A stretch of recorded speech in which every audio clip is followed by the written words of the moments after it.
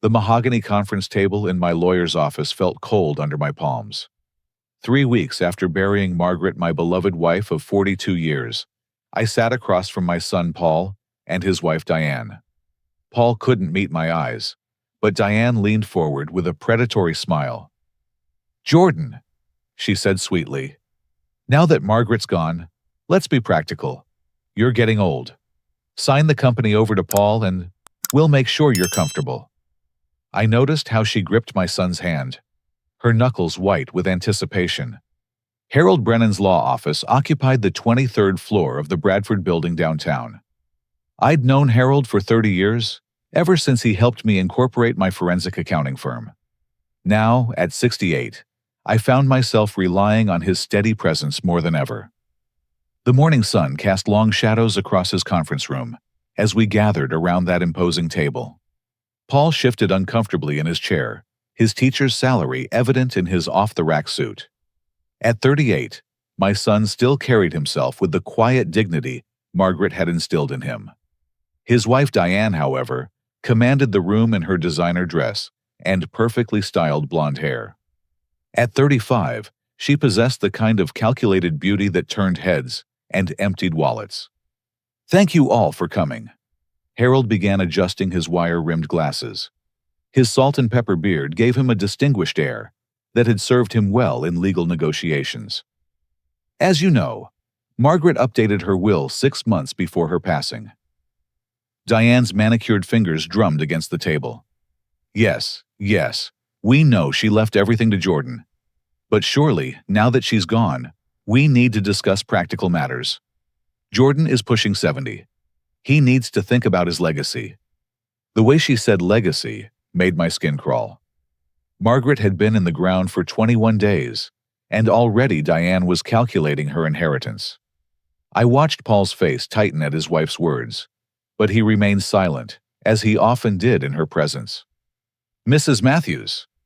Harold's voice carried a warning edge. "We're here to execute Margaret's will, not to pressure Mr. Matthews into any decisions." Diane's laugh tinkled like breaking glass. "Of course, Harold. I'm simply thinking of Jordan's well-being. Managing a company is stressful. Wouldn't it be better to transfer everything to Paul now, for tax purposes naturally? I'd built Matthews Forensic Accounting from nothing. Starting with just myself and a calculator 35 years ago, I now employed 43 specialists who helped Fortune 500 companies track down fraud. The firm was worth $12 million, not counting our real estate holdings. Margaret had been my silent partner managing the books in our early years while raising Paul. The will is quite clear." Harold continued, pulling out a sealed envelope. "Margaret left all her personal effects to Jordan, along with her stake in the company. However, she also left this letter to be read after the initial will reading." Paul's head snapped up. This was news to all of us. Harold broke the seal and began reading in Margaret's voice, somehow channeling her gentle strength. "My dearest family, if you're hearing this, then I've gone ahead to prepare our next home. Jordan. My love, remember what we discussed about protection. Some storms come disguised as sunshine. Paul. My precious son, never forget that love isn't measured by what someone can give you, but by what they're willing to sacrifice for you. Trust your father. He sees more than his tired eyes suggest. And Diane, I pray you'll find peace with what you have, rather than hungering for what was never meant to be yours." The room fell silent. Diane's face had gone from calculating to cold fury in seconds. "What's that supposed to mean? Was she implying something?" "Mother was always poetic," Paul said quietly, the first words he'd spoken since arriving. "She liked her metaphors. But I knew Margaret better than anyone. She'd never wasted words, especially not in something as important as a final letter. Protection wasn't a casual reference. 6 months ago, she'd started asking unusual questions about moving assets, about setting up trusts, about what would happen if something happened to her. I'd dismissed her concerns as anxiety about aging. Now, sitting across from Diane's predatory smile, I wondered what my wife had seen that I'd missed. "Is that all?" Diane pressed. No changes to the will, no provisions for Paul. Harold's expression remained professionally neutral. Paul remains the contingent beneficiary should anything happen to Jordan. The company transfers to him upon Jordan's death or incapacitation. Incapacitation. Diane repeated, rolling the word around like candy. That's an interesting clause. I suppose at Jordan's age, anything could happen. Confusion, memory problems, heart issues. The way she listed potential ailments felt rehearsed. Paul squeezed her hand, whether in warning or support, I couldn't tell. My son had changed since marrying Diane 5 years ago. The confident young teacher who used to debate philosophy with his mother had become quiet, almost submissive. I'm healthy as a horse. I said, my first real contribution to the conversation. Doctor gave me a clean bill of health last month. Of course you are, Diane purred. But planning for the future is important. Margaret understood that. She'd want Paul to be secure. The meeting continued for another hour, with Diane pressing for immediate action and Harold deflecting with legal precision. She wanted to see company financials, tax returns, asset evaluations. Each request came wrapped in concern for my well-being, but her eyes never left the prize. As we prepared to leave, Diane cornered me near the elevator. Paul was in the restroom, and Harold had returned to his office. She stood close enough that I could smell her expensive perfume, something French and overpowering. Jordan, she said, her voice dropping to a whisper. I know you're grieving, but you need to face reality. You're alone now. No wife to help you manage things. Paul and I want to help, but you need to let us in. Sign the company over, and we'll make sure you're comfortable for whatever time you have left. Whatever time I have left, I repeated. Her smile widened.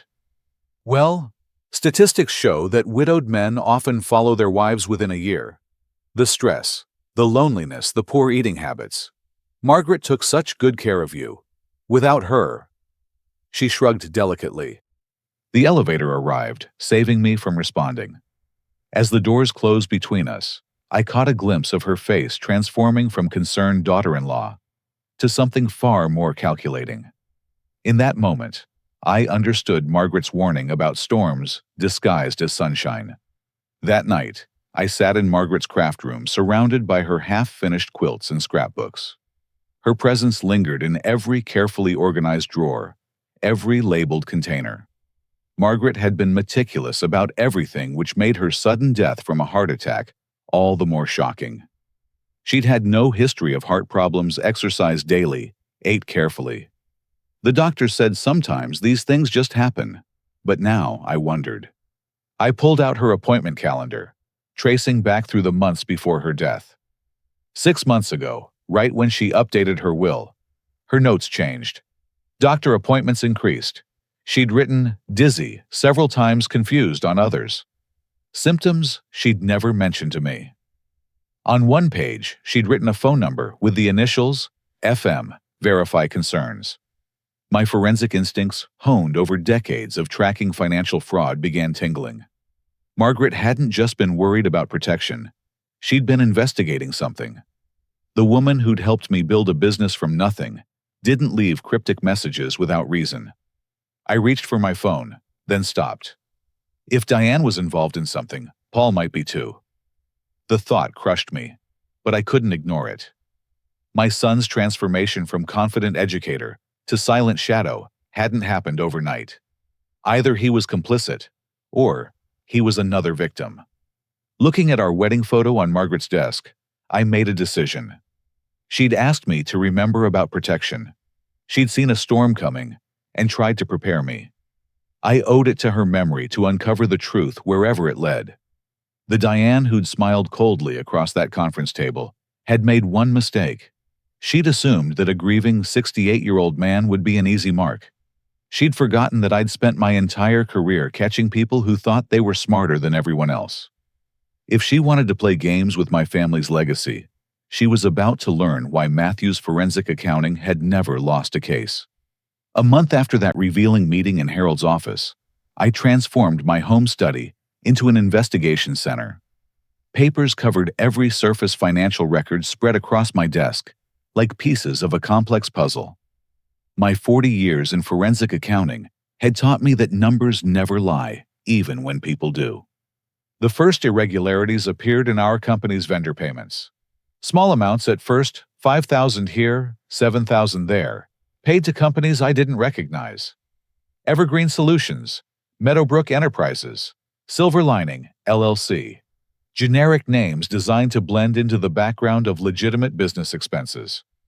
Over 3 years, these payments totaled $800,000.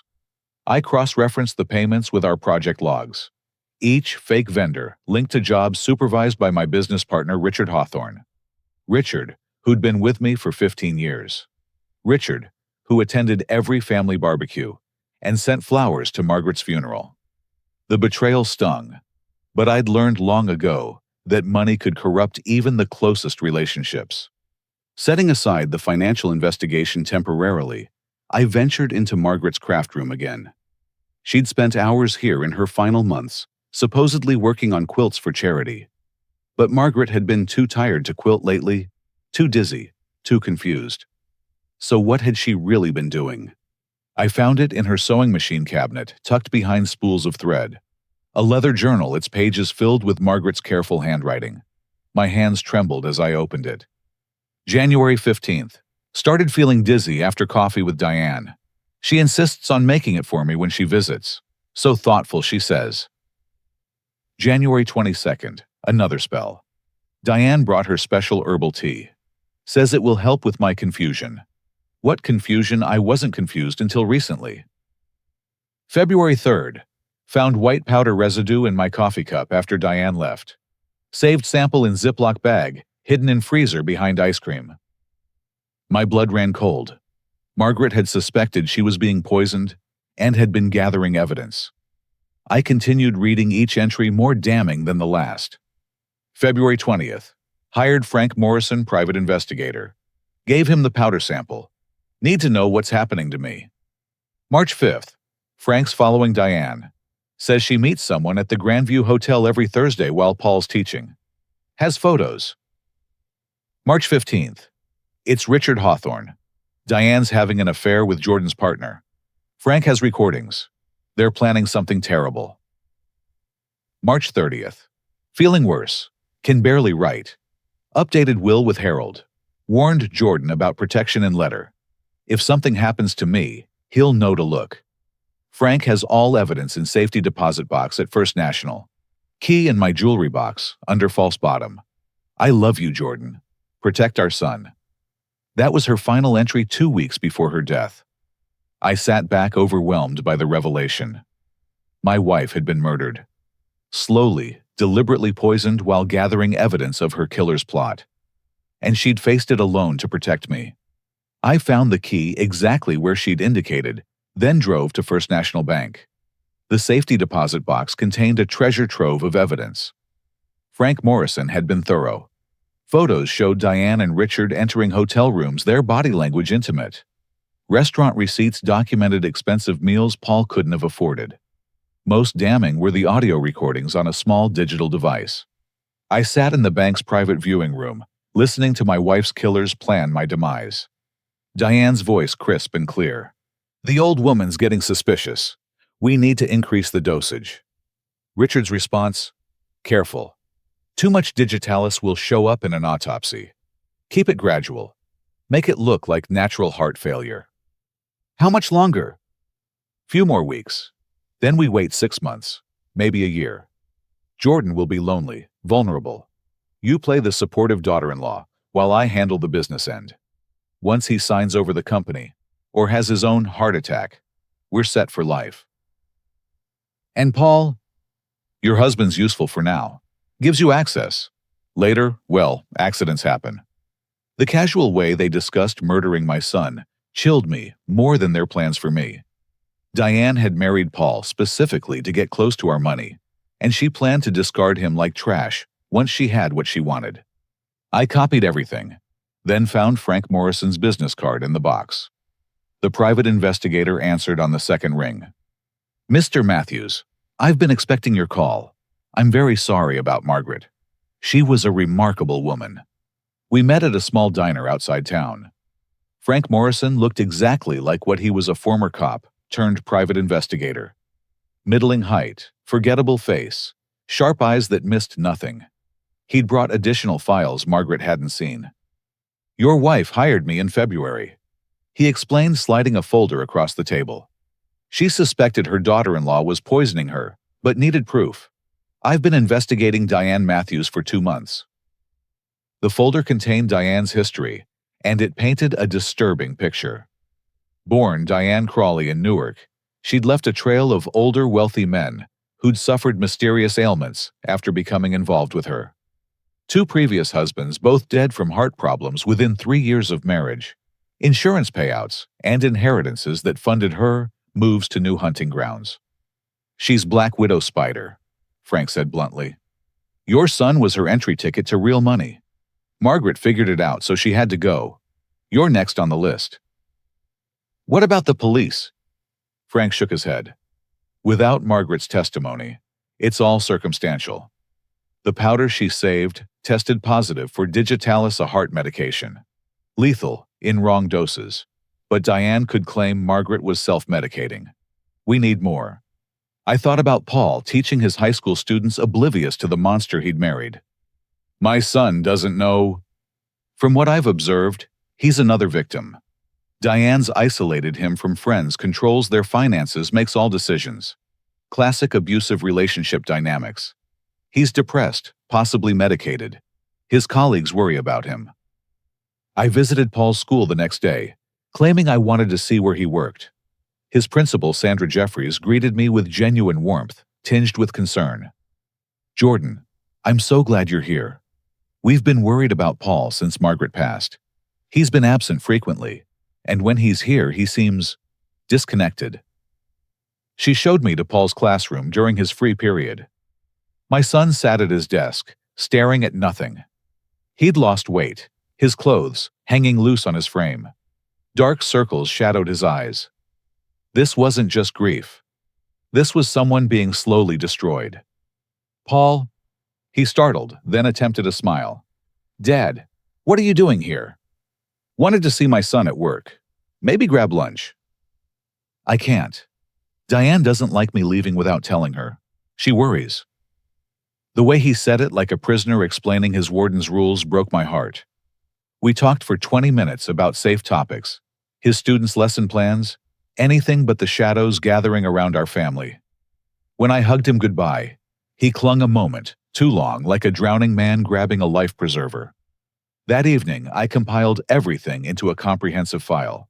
Financial fraud documentation showing Richard's embezzlement, medical evidence of Margaret's poisoning, Frank's surveillance reports on Diane and Richard's affair, audio recordings of conspiracy to commit murder, Diane's history of dead husbands.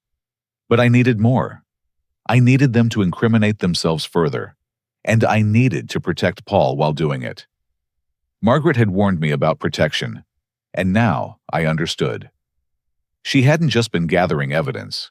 She'd been teaching me one final lesson. Sometimes the best defense isn't confrontation, but patience. Let your enemies think they've won, while you build an unassailable case. I thought about Diane's cold smile, Richard's betrayal, Margaret's final days of suffering. They believed they were dealing with a grieving old man too broken to fight back.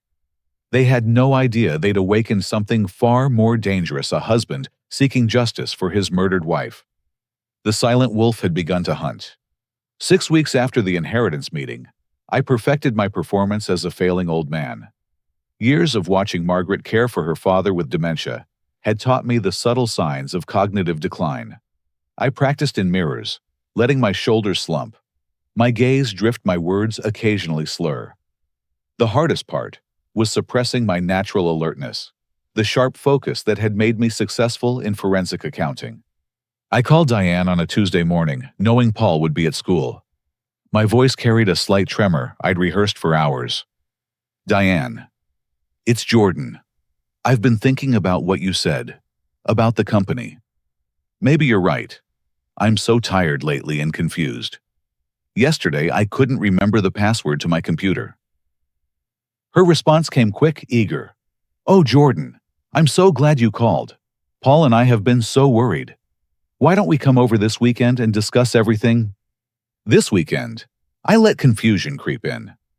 Didn't we just have dinner last weekend? That was 3 weeks ago, Jordan.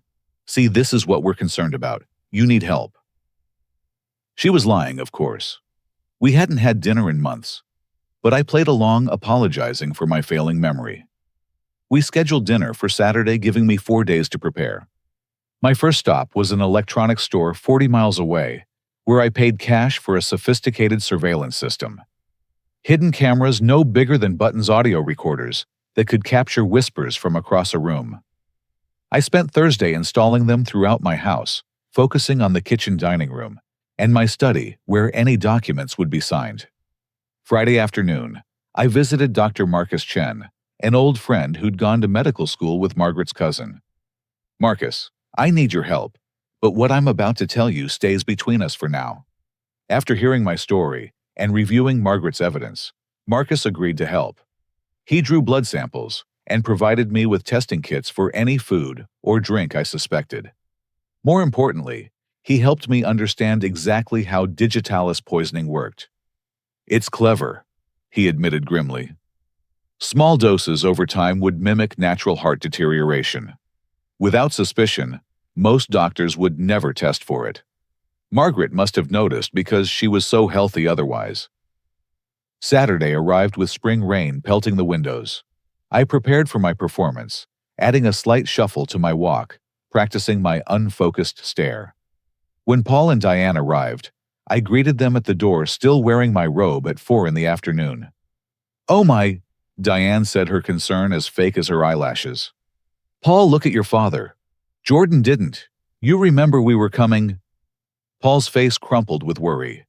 My boy, always so sensitive, couldn't see through his wife's manipulation.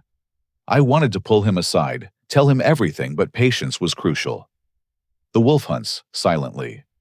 Come in," I mumbled. "I'll make coffee." Or did I already make coffee? In the kitchen, I watched Diane through peripheral vision as she observed my fumbling with the coffee maker.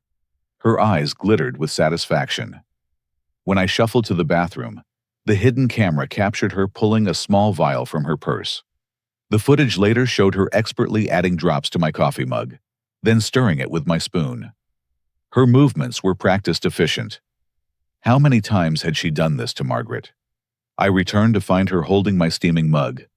"Here, Jordan, I added your favorite creamer." "So thoughtful," I said, accepting the mug. Paul was examining family photos on the mantel, his back to us. Perfect timing. I shuffled toward my chair, then stopped.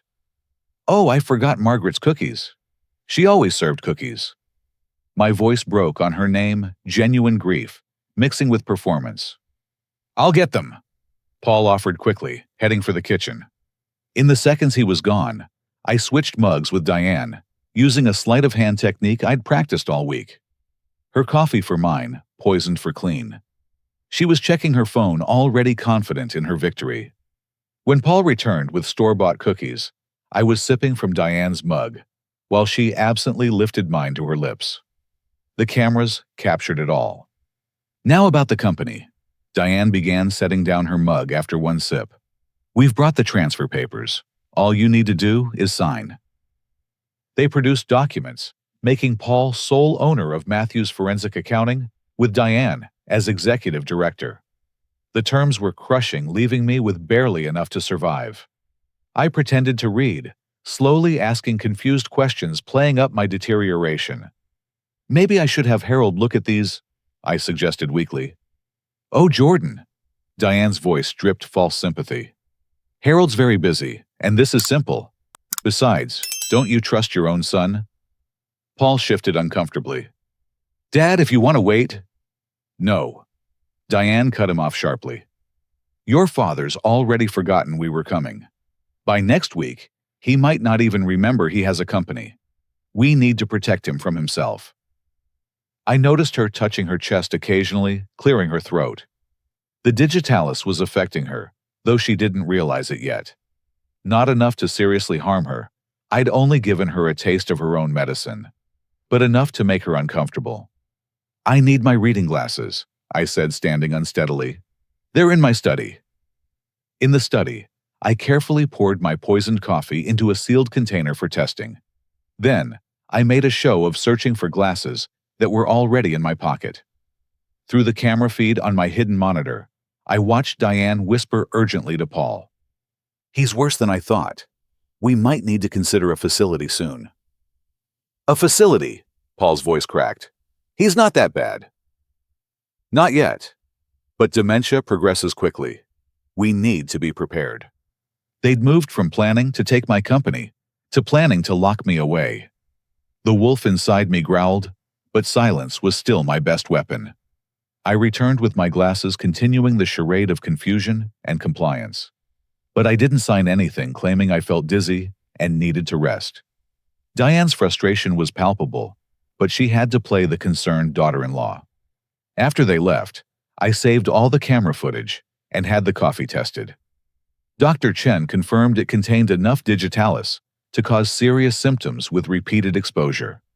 Combined with the video evidence, we now had proof of attempted murder. But I wasn't done gathering evidence. That night, I hacked into Richard's company computer, using administrator access he didn't know I still had. Financial forensics was my specialty, and Richard had grown complacent. I found years of embezzlement documentation, fake invoices, diverted funds. But more interesting were his personal emails with Diane. They'd been planning this for 3 years. Their affair started shortly after Diane married Paul. Every detail was calculated: the gradual poisoning schedule, the timing of Margaret's death, the plan to either control or eliminate me. They'd even discussed Paul's eventual fate, a car accident, after a suitable mourning period. I forwarded everything to Detective Carl Stevens, whom Frank Morrison had recommended. Carl specialized in financial crimes with a side interest in unusual deaths. After reviewing my evidence, he opened an official investigation, but warned me to continue playing vulnerable. They're getting desperate, he said. Desperate people make mistakes. Give them rope to hang themselves. The next 2 weeks became a delicate dance. I called Diane with increasing confusion, mentioning chest pains, dizziness, memory gaps. She visited more frequently, always with special tea or coffee. I accepted every cup, then poured them into evidence containers when she wasn't looking. The laboratory built a comprehensive toxicology profile, showing escalating poisoning attempts. Paul grew more haggard with each visit. One afternoon, he came alone while Diane was shopping. We sat in Margaret's garden, and for a moment his mask slipped. Dad, I miss her so much. Mom always knew what to do. She loved you more than life itself, I said truthfully. Sometimes I dream she's trying to tell me something. Crazy, right? Not crazy at all, I thought. Margaret's spirit was fighting for her family even from beyond. But I just patted his shoulder, playing the failing father, while my son suffered under his wife's thumb. The breaking point came when Richard called an emergency board meeting at the company. His message was clear: Jordan Matthews was no longer competent to run the firm. He'd gathered affidavits from employees about my erratic behavior. During my recent visits, behavior I'd carefully orchestrated to seem confused, while actually gathering evidence of his embezzlement. The meeting was scheduled for the annual shareholders gathering in 2 weeks. 300 people would witness my public humiliation and forced retirement. But Richard and Diane had unknowingly scheduled their own downfall. That night, I sat in my study reviewing everything: Margaret's journal, Frank's surveillance financial records, poisoning evidence, recorded conspiracies. The silent wolf had gathered an arsenal of truth. Soon, it would be time to strike. I looked at Margaret's photo and whispered, "Almost there, my love. Justice is coming." 2 months after Margaret's death, the pieces of my counterattack clicked into place like tumblers in a lock. Each move had been calculated, each reaction anticipated. Now came the delicate task of weaving the final web that would ensnare her killers. Detective Carl Stevens sat across from me in an unmarked sedan outside First National Bank. We'd been meeting secretly for weeks, building an airtight case. Carl was a 20-year veteran with cold cases that haunted him. Margaret's murder had become personal. "The FBI's involved now," he informed me. "Those shell companies Richard created crossed state lines. Wire fraud, money laundering conspiracy to commit murder. Diane's previous husbands are being exhumed for testing." "How long until arrests?" "We need them to make one more move. The attempted poisoning videos are good, but a jury wants to see clear intent. Your shareholders meeting might be perfect." I'd thought the same thing. Richard and Diane planned to publicly destroy me, force me to sign over everything. Their arrogance would be their downfall. But first, I had another card to play. That afternoon, I visited Dr. Marcus Chen for what appeared to be routine blood work. In reality, we were creating medical documentation for my performance. Marcus admitted me to Riverside Hospital for observation after I complained of chest pains and confusion. The news would reach Diane within hours through hospital staff gossip. My private room became a temporary command center. Harold Brennan arrived with updated will documents, Frank Morrison brought his latest surveillance, and Carl coordinated with federal agents. But my most important visitor came that evening. Paul stood in the doorway, face etched with worry. "Dad, they said you had a heart episode." "Just some discomfort," I assured him, maintaining my facade while nurses bustled around. "Probably nothing." He sat beside my bed, taking my hand. My son's fingers trembled. "First Mom, now you. I can't lose you too." "Paul." I squeezed his hand, choosing my words carefully. "Whatever happens, know that your mother and I love you. We've always been proud of the man you've become. Diane says I should prepare myself. She says you're following Mom's pattern." The casualness of her cruelty stunned me. She was already preparing him for my death, conditioning him to accept it. I wanted to scream the truth, but the cameras were still rolling, the trap still being set. "Your mother was the strongest person I knew," I said instead. "She faced everything with grace. I try to honor that." Paul broke down, then sobbing against my shoulder. Through the window, I glimpsed Diane in the hallway, watching with satisfaction. She thought she was witnessing a son saying goodbye to his dying father. She had no idea she was being recorded by 3 different surveillance devices. The next morning, Dr. Chen announced I was stable enough to go home, but recommended rest. Diane immediately called, suggesting she and Paul move in temporarily to help. I declined weakly, mentioning I'd already arranged for a visiting nurse. Her frustration crackled through the phone. What she didn't know was that the visiting nurse was actually an undercover federal agent named Janet Rodriguez. Janet arrived that afternoon in scrubs, playing her role perfectly while installing additional surveillance equipment and collecting evidence. "Your refrigerator's interesting," she reported quietly. "Found 3 different containers of digitalis mixed into various foods. Your daughter-in-law's been busy." Meanwhile, I had Frank Morrison dig deeper into Paul's background, for reasons I couldn't explain. Something about Diane choosing him specifically had nagged at me. Frank's findings arrived by secure courier 2 days before the shareholders' meeting. The DNA test results knocked me backward. I read them 3 times, certain there was a mistake. Paul wasn't biologically related to me or Margaret. Further investigation revealed a hospital mix-up when he was born. Our biological son had died within days, and the hospital had covered it up to avoid a lawsuit. They'd given us another baby, told us he was ours, and destroyed the evidence. I sat with this devastating knowledge, wrestling with its implications. Then I looked at photos spanning 38 years. Paul at 5, missing his front teeth, proudly showing me his first library card. Paul at 18, valedictorian, thanking his parents for believing in him. Paul at 30, teaching underprivileged kids, continuing Margaret's legacy of service. Biology be damned. Paul was our son in every way that mattered. Margaret must have known. The hospital records showed she'd requested Paul's medical files 6 months ago. She'd discovered the truth while investigating Diane and chosen love over genetics. Her letter made sense now. Love isn't measured by what someone can give you, but by what they're willing to sacrifice for you. The revelation added another layer to my plan. Diane had married Paul for access to our wealth, never knowing he wasn't our biological heir. The irony was sharp enough to cut. 2 days before the shareholders' meeting, I made my final preparations. I created a new will with Harold establishing an ironclad trust that protected Paul while excluding any current or future spouses from accessing funds. The murdered biological son I'd never known would receive recognition through a memorial fund. The company would transfer to Paul, but with a board of trustees ensuring ethical management. Richard, meanwhile, was getting sloppy. His embezzlement accelerated as he sensed the endgame approaching.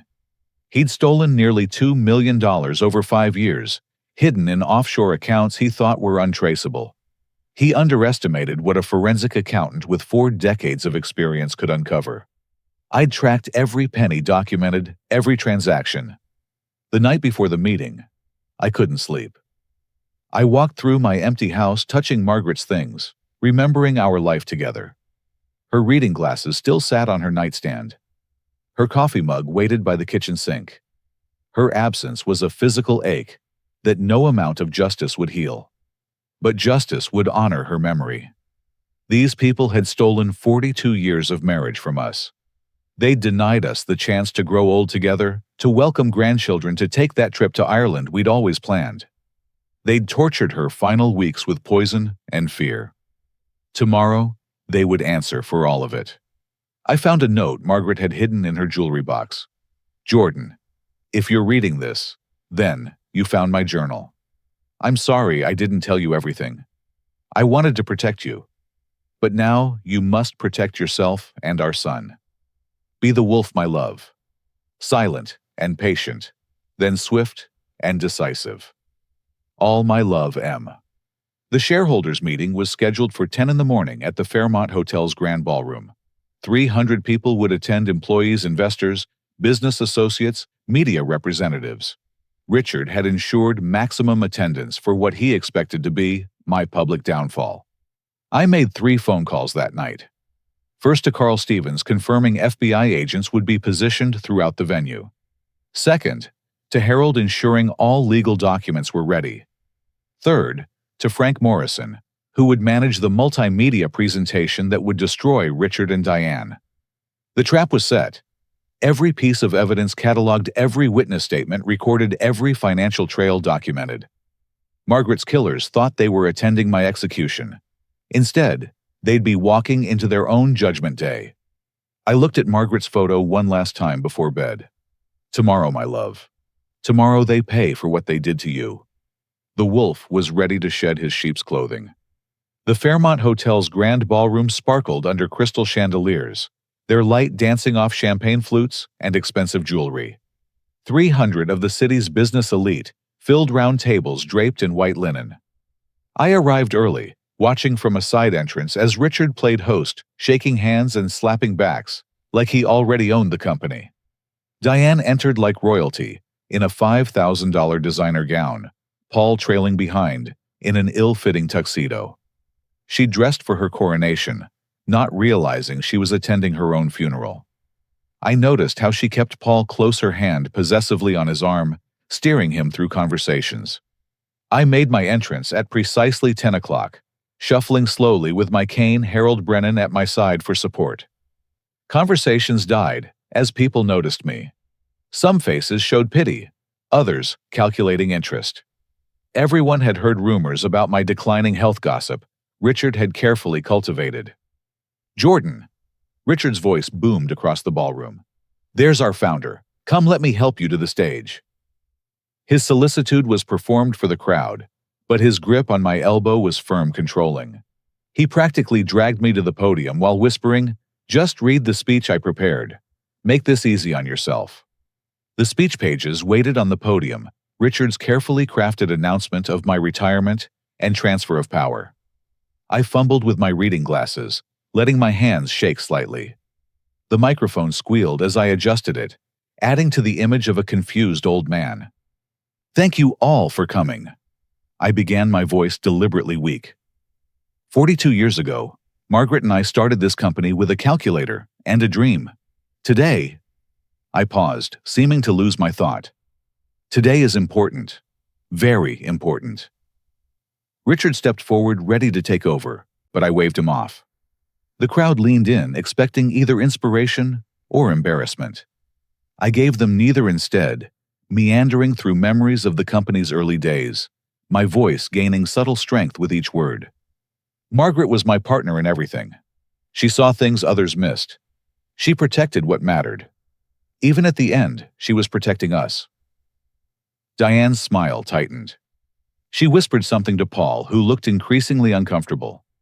Around the room, I spotted the undercover agents Carl had placed. Janet Rodriguez sat at a front table in a business suit instead of scrubs. 2 FBI agents posed as waiters near the exits. Carl himself stood by the audio-visual equipment, ready for his cue. I've been confused lately. I continued playing my role. Forgetful. Some of you have noticed. Richard's been patient with me. Diane's been so helpful with special teas and coffee. Everyone wants to help the grieving widower. I fumbled with the speech pages, then knocked them off the podium. As I bent to retrieve them, seemingly struggling, I palmed the remote control Frank had taped underneath. When I stood, I clicked it once. The massive screens around the ballroom flickered to life. But Margaret taught me something. I said, my voice suddenly clear and strong. She taught me to see the storm hiding in the sunshine. Ladies and gentlemen, I have some things to show you. The first image appeared Diane adding digitalis to my coffee. The security footage was crystal clear, her face unmistakable as she measured drops from a vial. Gasps rippled through the crowd. Diane shot to her feet, but Janet Rodriguez was already moving toward her. That's edited, Diane shrieked. This is fabrication. Is it? I clicked again. Audio filled the ballroom, Diane and Richard's voices planning murder. The old woman's getting suspicious. We need to increase the dosage. Careful. Too much digitalis will show up in an autopsy. Richard's face had gone white. He started for the exit, but FBI agents blocked his path. The crowd sat frozen, champagne forgotten, watching real-life drama exceed any corporate theater. I continued methodically, my forensic accountant's precision, replacing the doddering old man act. Financial records flashed on screen, embezzled funds, fake vendors, offshore accounts. Each transaction documented, traced, proven. $2 million stolen, while Richard smiled at company picnics and sent Christmas cards to employees he was robbing. But that's just money, I said. What they stole from me was worth infinitely more. Margaret's journal entries appeared, her handwriting enlarged for all to see. Her suspicions, her fear, her determination to gather evidence even as poison coursed through her system. Several people were crying now. Margaret had been beloved by employees who remembered her kindness, her way of remembering everyone's children's names. My wife died gathering this evidence, I announced. She spent her last weeks documenting her own murder to protect our family. She knew Diane was poisoning her, knew Richard was stealing from us, knew they planned to kill me next. But she faced it with grace and courage, building a case they couldn't escape. The screens showed more surveillance footage, Diane meeting Richard at hotels, their affair documented in undeniable detail.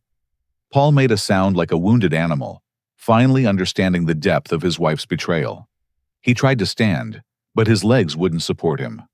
A waiter, actually an FBI agent, caught him before he fell. There's more, I continued relentlessly. Diane Matthews isn't even her real name. She's Diane Crawley, and I'm not her first victim. Photos of 2 men appeared on screen. David Brenner died of heart failure 2 years after marrying Diane. Inherited $300,000. Marcus Webb died of heart failure 18 months after marrying Diane. Inherited $500,000. Both men were exhumed last week. Both tested positive for digitalis poisoning. The ballroom erupted. People were on their feet, phones out recording everything. Diane was screaming denials while FBI agents cuffed her. Richard had collapsed into a chair, his empire crumbling in real time. But I wasn't finished. Paul, I said gently, my voice carrying through the chaos. Son, come here. He approached the stage like a sleepwalker, his world destroyed. I met him at the steps, embracing him as he shook with shock and grief. Then I returned to the microphone for the hardest revelation. 6 months ago, Margaret discovered something else, something she chose to keep secret out of love. I clicked the remote one final time. DNA tests prove Paul isn't our biological son. A hospital error 38 years ago gave us someone else's baby while ours died. The crowd's gasp was audible. Paul pulled back from me, eyes wide with new pain, but I gripped his shoulders firmly. But Margaret knew what I know. Blood doesn't make family, love does. Paul is our son in every way that matters. He was innocent in all of this, another victim of Diane's manipulation. And he remains my heir, though under new protections that prevent anyone from exploiting our family again. I turned back to the crowd for my closing statement. Richard Hawthorne and Diane Matthews, or Crawley, or whatever name she's using today, murdered my wife. They tried to murder me. They planned to murder my son once they had our money. They thought I was weak with grief, too old to fight back. They were wrong. Carl Stevens stepped forward, badge visible. Mr. Hawthorne, Ms. Crawley, you're under arrest for murder, attempted murder, conspiracy, embezzlement, and wire fraud. You have the right to remain silent. As they were led away, Diane still protesting, Richard silent with shock, I felt Margaret's presence. The storm had been weathered. The wolves had been caught. Justice, though it couldn't bring her back, had been served. The ballroom slowly emptied as people processed what they'd witnessed. Paul and I remained on stage, two men bound by shared loss and chosen love. Is it true? He asked quietly. About the DNA. Yes, but you're my son, Paul. You've always been my son. Margaret knew, and she chose you. I choose you. Every single day I choose you. He collapsed against me, then sobbing for the mother who'd loved him, despite everything, for the wife who'd never loved him at all, for the identity that shifted, yet remained the same. I held him as the lights dimmed, and the hotel staff began cleaning up the remnants of Diane's last performance. The shareholders' meeting had become something none of us expected. But then again, Margaret always said the truth had a way of finding its moment. Today had been that moment, broadcast in high definition for all to see. The aftermath of the shareholders' meeting exploded across local news within hours. Black Widow arrested at corporate event. CEO exposes murder plot in dramatic presentation. Love lies and Digitalis, the Matthews murder case. But behind the sensational headlines, real human damage needed tending. Paul and I returned to my house in silence. He moved like a man underwater, each gesture delayed and uncertain. In the living room where Diane had served poisoned coffee, he stopped suddenly. How long did you know? About Diane, 2 months. About the DNA, 1 week. He sank onto the couch, head in his hands. Everyone at that meeting. They all know I'm not really your son. I sat beside him, choosing words carefully.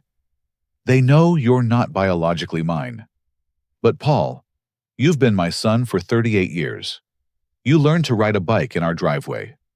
Margaret taught you to read at our kitchen table. You gave the eulogy at her funeral. Biology is just science. Family is choice. But Diane chose me to get to you. Our whole marriage was a lie. Her lie, not yours. You loved honestly. That's nothing to be ashamed of. That evening, Harold came by with documents needing signatures. The company transfer would proceed, but with safeguards preventing future exploitation. Paul would inherit, but through a trust managed by a board, including Harold, myself, and 3 senior employees who'd helped build the company. No spouse could access funds or make decisions without board approval. It's bulletproof, Harold assured us. What happened with Diane can never happen again. Detective Carl Stevens called with updates. Diane's lawyer was already negotiating, trying to trade information for reduced sentences. She'd admitted to the poisonings, but claimed Richard masterminded everything. Richard's lawyer countered that Diane was the manipulator. Both were turning on each other spectacularly. The FBI found something else, Carl added. 3 more suspicious deaths in other states. Elderly men Diane had befriended at charity events. We may be looking at a serial killer. The next morning, Paul and I visited Margaret's grave. Fresh flowers from anonymous well-wishers surrounded her headstone. We stood quietly, each lost in private conversation with her spirit. She knew everything and still loved me, Paul said finally. That was your mother. She saw people's hearts, not their histories. I miss her so much it physically hurts. Me too, son. Me too. As we turned to leave, a woman approached hesitantly. She was middling height with Paul's exact eyes and nervous smile. Excuse me, are you Jordan Matthews? I confirmed and she inhaled sharply. My name is Amy Chen. I think you might have my brother. The story tumbled out. Her family had lost a baby at the same hospital same time as ours. They'd always suspected something was wrong when the baby they took home looked nothing like either parent. Cultural pressure kept them silent, but she'd followed the news coverage and recognized Paul's features. I'm not trying to disrupt anything, Amy said quickly, but I've wondered my whole life about my biological brother. When I saw the DNA revelation, I had to come. Paul stared at her, seeing the similarities I'd noticed immediately. Same nose, same jawline, same gentle manner. Here was proof of his biological family, standing in a cemetery, looking as lost as he felt.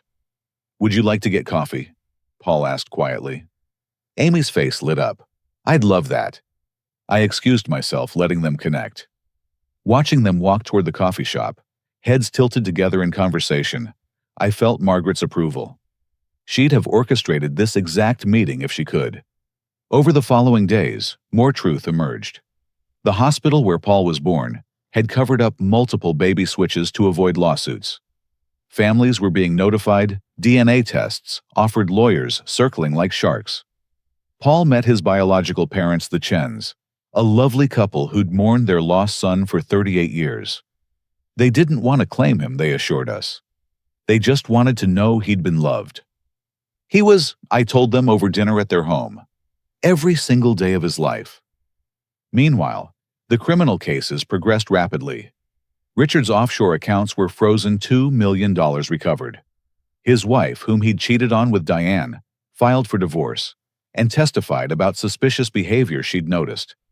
Apparently, Richard had taken out large life insurance policies on me without my knowledge. Diane's past unraveled like a cheap sweater. The FBI connected her to 7 deaths across 4 states. Her method was always the same target: lonely wealthy men marry or ingratiate herself, slowly poison them while establishing herself as beneficiary. She'd refined her technique over 15 years, becoming increasingly bold. Paul had been her biggest gamble, marrying him for access rather than direct inheritance. The trial date was set for 6 months out, but Diane couldn't wait. 3 weeks after her arrest, she attempted suicide in her cell using hoarded medication. She survived, but suffered permanent liver damage. The woman who'd poisoned others with careful doses had miscalculated her own. I visited her once in the hospital needing closure. She was handcuffed to the bed, her beauty dissolved by illness and withdrawal from whatever cocktail of drugs she'd been taking. Without makeup and designer clothes, she looked ordinary, almost pitiful. Why? I asked simply. Her laugh was bitter. You had everything. Perfect wife, successful business, loving son. People like you never appreciate what you have. So you killed Margaret for money. I killed her because I could. She was weak trusting, natural selection in action. She was gathering evidence the entire time. She outsmarted you even while dying. Diane's face contorted. That's impossible. Check the discovery files. Every cup of tea you served her documented. Every symptom recorded. She built your prosecution case while you thought you were winning. For the first time, real fear flickered in Diane's eyes. She'd underestimated Margaret, fatally seeing only a suburban housewife, instead of the brilliant woman who'd helped build a forensic accounting empire. Even in death, Margaret had defeated her. Paul began therapy to process the trauma. His therapist specialized in victims of psychological manipulation helping him understand how Diane had isolated and controlled him. Slowly, he began reconnecting with friends she'd driven away, rediscovering the confident teacher he'd been before her influence. Amy became a regular presence, and through her, Paul met his biological extended family. The Chens were warm, welcoming people who understood the complexity of the situation. They didn't try to claim Paul as their son, but offered him connection to his genetic heritage. He learned he came from a long line of educators, which explained his passion for teaching. At school, Paul's colleagues rallied around him. His principal, Sandra Jeffries, publicly praised his strength in surviving an abusive relationship. His students, teenagers, who thought they knew everything, learned valuable lessons about how manipulation could happen to anyone. Paul turned his pain into teaching moments about recognizing controlling behavior in relationships. The company Matthews Forensic Accounting emerged stronger from the scandal. Employees who'd suspected Richard's embezzlement but feared speaking up came forward with additional evidence. We implemented new oversight measures, whistleblower protections, and regular audits. Several clients actually increased their contracts, impressed by how thoroughly we'd exposed internal fraud. But the biggest reversal was personal. The man Diane had tried to break rebuilt himself. Paul moved back to his childhood home temporarily, and we spent evenings cooking Margaret's recipes, sharing memories, rebuilding our father-son bond without Diane's toxic influence. He started dating Amy's best friend Sarah, a fellow teacher who understood trauma and treated him with gentle respect. "I feel guilty for being happy," Paul confessed one evening as we sorted through Margaret's craft supplies, donating them to the senior center she'd volunteered at. "Your mother wanted your happiness above all else. Every decision she made, including keeping the DNA secret, was to protect your joy. Honor her by living fully." 6 months later, at Richard and Diane's trial, Paul testified with quiet dignity about years of manipulation.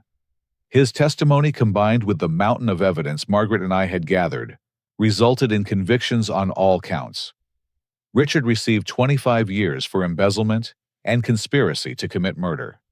Diane got life without parole for multiple murders, the judge calling her a predator who viewed human life as disposable.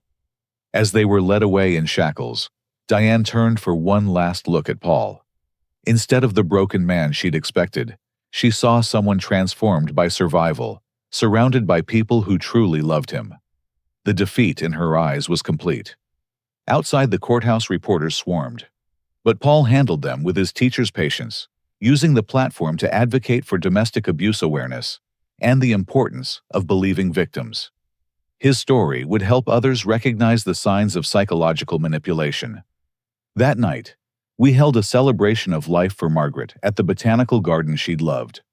Hundreds came: employees, neighbors, friends, even the Chens. Paul spoke about choosing love over biology, forgiveness over bitterness, and the mother who'd protected him even in death. "She saw the storm coming," he said, voice strong. "And instead of running, she built a shelter of truth that saved us all." As purple twilight settled over the garden, a red cardinal landed on the podium where Paul stood. In many traditions, cardinals represent loved ones visiting from heaven. The bird chirped once, tilted its head at Paul, then flew directly to me, hovering briefly before disappearing into the dusk. The reversal was complete. What Diane and Richard had meant for destruction became transformation. Paul emerged not weakened, but refined by fire. The company grew stronger through transparency, and Margaret's legacy lived on, not just in the justice served, but in the love that survived every attempt to poison it. 1 year after the verdict, autumn painted the mountains surrounding our city in shades of gold and crimson. The same colors decorated the botanical garden as we gathered for the dedication of Margaret's memorial garden. The morning sun cast long shadows through 100-year-old oaks, while 300 people found seats among the flower beds Margaret would have loved. Paul stood at the podium, no longer the broken man from the trial, but someone transformed by truth and healing. He wore the navy suit Margaret had bought him for his last birthday before her death, and I noticed how he touched the pocket square, a piece cut from one of her favorite scarves. My mother loved gardens because they represented hope. Paul began, his teacher's voice carrying clearly. Plant seeds, tend them carefully, and beauty emerges from dirt. Even when weeds try to choke out the flowers, patient hands can restore the garden. Today, we dedicate this space to a woman who cultivated love, even while poison tried to destroy her. Amy Chen sat in the front row, having become like a daughter to me over the past months. Beside her, Paul's girlfriend Sarah held a tissue to her eyes. Behind them, employees from Matthews Forensic Accounting filled several rows. The company had donated the funds for this memorial, but the real investment came from hundreds of volunteer hours, transforming this neglected corner of the botanical garden into Margaret's vision. When I learned about my biological origins, Paul continued, I thought I'd lost my identity, but my father taught me something profound. Family isn't defined by DNA. It's defined by who shows up when you're struggling, who celebrates your victories, who loves you not because they have to, but because they choose to. By that measure, I'm the richest man alive. He gestured to the Chen family, who had become extended family in the truest sense. I gained a biological sister in Amy, bonus parents in David and Lin Chen, and the knowledge that love multiplies when shared freely. My mother, Margaret Matthews, knew this truth. She chose love over legal technicalities, protection over disclosure, and her family's well-being over her own safety. The memorial garden featured winding paths between raised beds of Margaret's favorite flowers, roses, lavender, and sweet peas. A fountain bubbled in the center, its sound peaceful and constant. Bronze plaques throughout shared Margaret's favorite quotes about love, resilience, and forgiveness. But the centerpiece was a sculpture of intertwined trees' roots and branches inseparable, representing how chosen family grows stronger than biological bonds. Harold Brennan spoke next, sharing how Margaret had consulted him about protecting Paul years before her death. She knew storms were coming. Rather than panic, she built legal shelters that would protect her family even if she couldn't. That's love in action. Frank Morrison, the private investigator, revealed details we hadn't known. Mrs. Matthews hired me initially to investigate financial irregularities. When she realized the threat included physical danger, she insisted on gathering evidence rather than fleeing. My family's safety matters more than my own, she told me. Her courage allowed justice to prevail. Even Sandra Jeffries, Paul's principal, spoke about Margaret's visits to the school. She never missed a parent conference or school play. She knew every teacher's name, asked about our families. When she learned our library needed books, anonymous donations appeared. Only after her death did we discover she was our secret benefactor. As speaker after speaker, shared memories, a theme emerged. Margaret had touched countless lives through quiet acts of service. The senior center where she'd volunteered, the literacy program she'd supported, the young mothers group she'd mentored. Her legacy lived in hundreds of small kindnesses that rippled outward like stones thrown in still water. The hospital settlement has established the Margaret Matthews Foundation, I announced when my turn came. It will support 3 causes close to her heart: preventing medical negligence, supporting victims of domestic manipulation, and funding adult literacy programs. Margaret believed education was liberation. Through this foundation, her belief becomes action.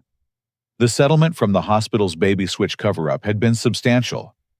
Rather than dwelling in bitterness, we'd transformed their negligence into something positive.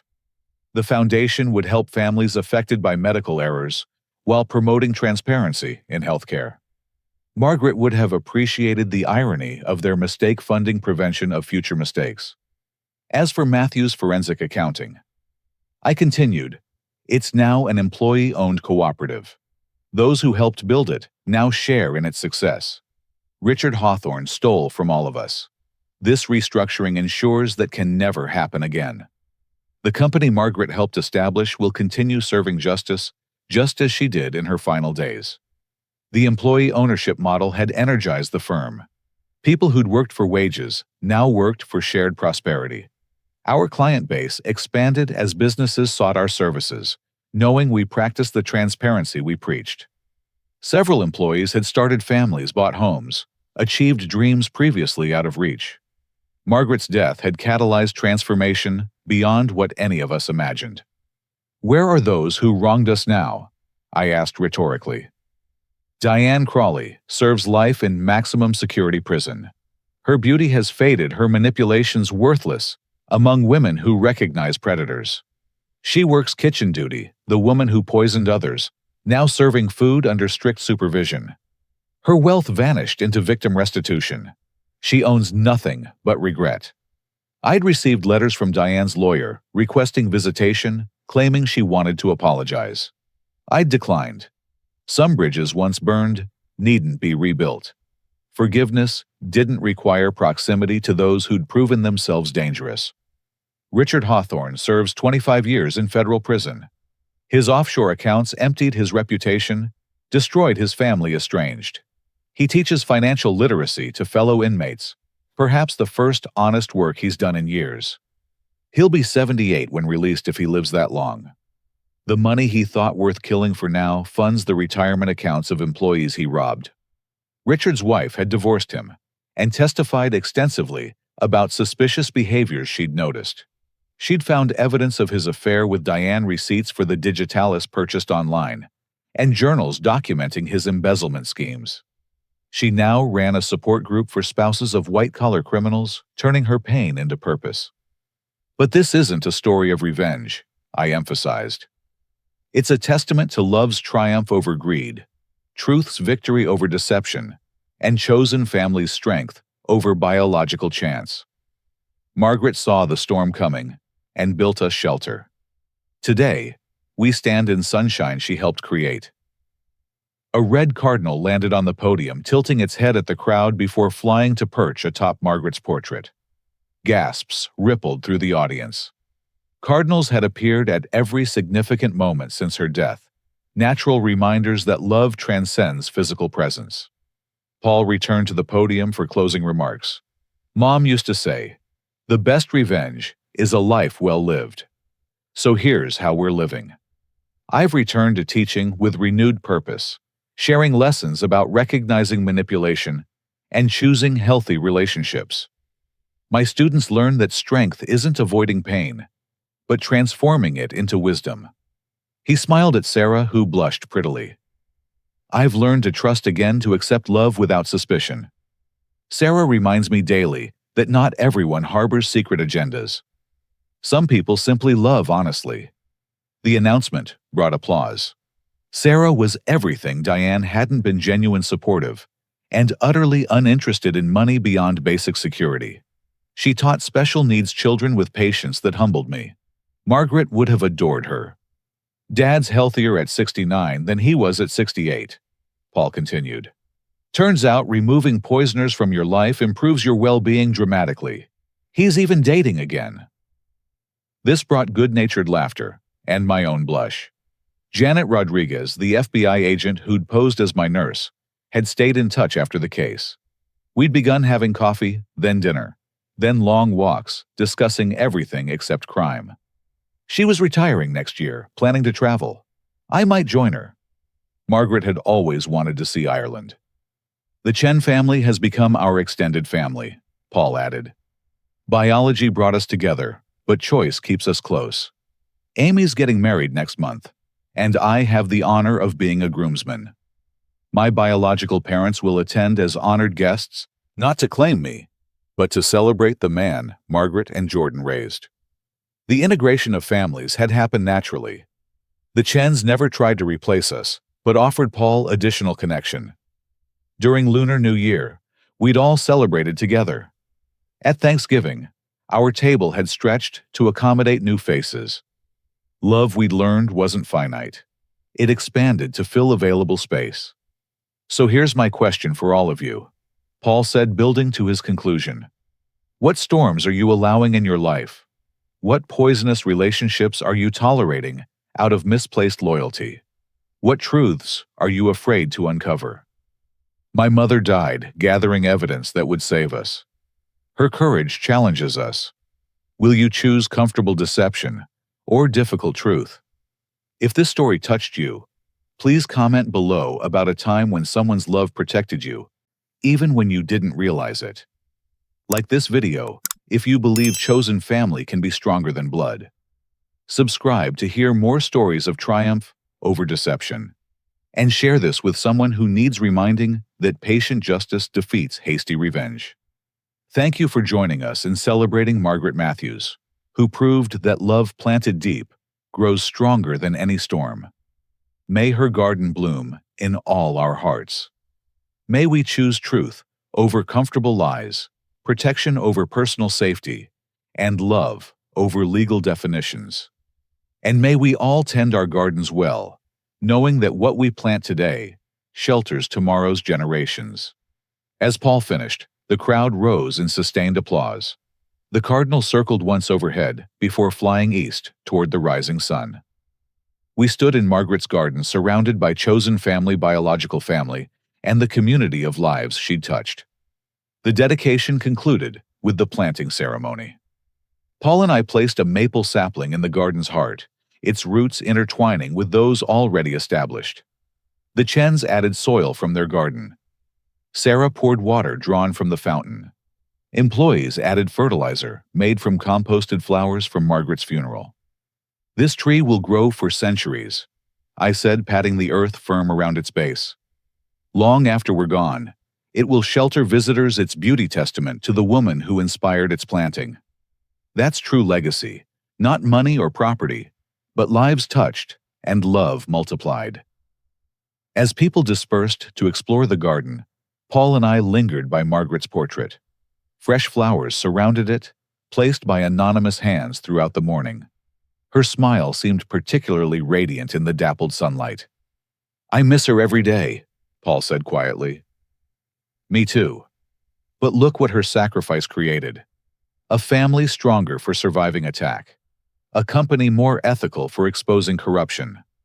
A foundation helping victims find justice. Gardens where neglect once reigned. She transformed poison into medicine." A text arrived from Detective Carl Stevens. Another of Diane's victims had been identified, his death reclassified as murder. His elderly mother, learning the truth after 5 years of grief, had written to thank us for exposing her son's killer. Even in prison, Diane's past continued unraveling, bringing closure to families who'd never suspected murder. As we prepared to leave, I visited Margaret's actual grave one last time. Her headstone bore fresh flowers from the memorial dedication. I knelt, placing my hand on the sun-warmed granite. "We did it, my love. Justice served, family protected, legacy secured. Paul's healing, finding real love. The company thrives under ethical leadership. Your foundation will help thousands. And somewhere, somehow, I believe you know." Wind rustled the oak leaves overhead, sounding almost like whispered words. "Well done." I rose, joints protesting slightly, but heart lighter than it had been in over a year. Poison had taken Margaret's body, but not her spirit. That lived on in every choice for truth over deception, every stand against manipulation, every garden planted in defiance of destruction. Paul waited by the car, checking on Sarah via text. The scared, manipulated man from 1 year ago had evolved into someone Margaret would burst with pride to see. Not despite his trials, but because of them. Steel, after all, requires fire to find its strength. "Ready, Dad." "Ready, son." We drove home through streets lined with autumn glory, 2 men bound by choice rather than chromosomes. Behind us, Margaret's garden bloomed in defiant beauty. Ahead, life stretched with possibilities poison could never touch.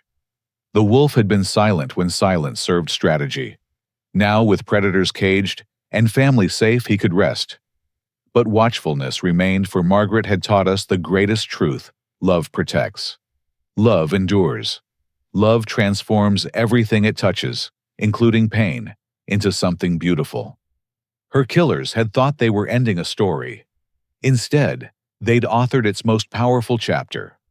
And we, the survivors, would spend our remaining years ensuring that chapter inspired others to choose love over greed, truth over deception, and families of the heart over accidents of biology. In the end, Margaret had won completely. Death had merely freed her to become what she'd always been, the roots that nourished us, the branches that sheltered us, and the love that would outlive us all. The cardinal appeared one last time as we reached home, perching on the mailbox she'd painted herself 10 years ago. It chirped once, a sound like laughter, then vanished into the infinite blue sky, where all souls find peace, and all stories find their perfect end.